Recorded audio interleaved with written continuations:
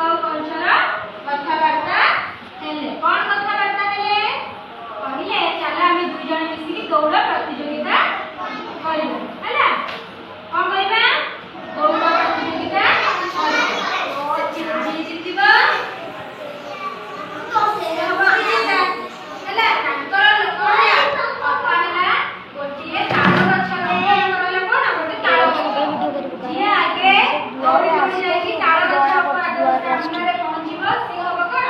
Winner ହବ, ଜିତିଯିବ, first ହବ।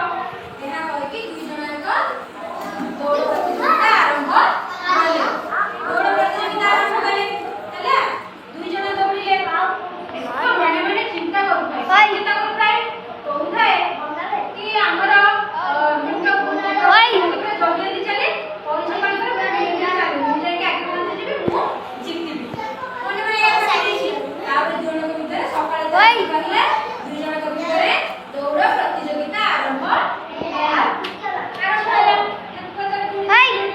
କିଛି ବାଟ ଚାଲିଗଲା।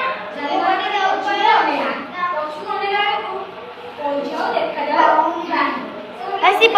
ବହୁତ ପଛରେ ରହିଯାଇଛି। ବହୁତ ପଛରେ ଏହା ଭାବିକି ସେ କ'ଣ କଲା? ସେ କ'ଣ କଲା? ଗୋଟେ ଧୋକା ଲାଗିଲା। ଯାହାକି ବଡ଼ ଘାସ ପଡ଼ିଛି, ଏ ଘାସ ଉପରେ ଟିକେ ଶୋଇ ପଡ଼ିବ, ଟିକେ ବିଶ୍ରାମ କରିବ। ଏହା ଭାବିକି ସେ ଟିକେ ଶୋଇ ପଡ଼ିବ। ପବନରେ ତା ଆଖି ନିଦ ଲାଗିଯାଇଛି। କଇଁଛ ତାର ଆସିକି ଦେଖିଲା କ'ଣ ଏଠି ଶୋଇଛନ୍ତି, ସେ କ'ଣ ଯିବେନି କି ତାଳ ଗଛ ପାଖକୁ? ଏହା ଭାବିଲା।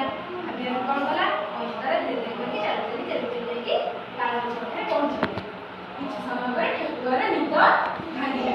ଠେକୁଆ ପୁଣି ପଛକୁ ଅନେଇଲା। ଦେଖିଲା କଇଁଛ ଆସିନି। କହିଲା କଇଁଛ ଭାଇ ବୋଧେ ପଛରେ ରହିଯାଇଛି, ଆଉ ମୁଁ ଯାଉଛି ଜଲ୍ଦି ପଳେଇବି। ଗଲା ବେଳକୁ ତାଳ ଗଛ ପାଖରେ କଇଁଛଟି ପହଞ୍ଚି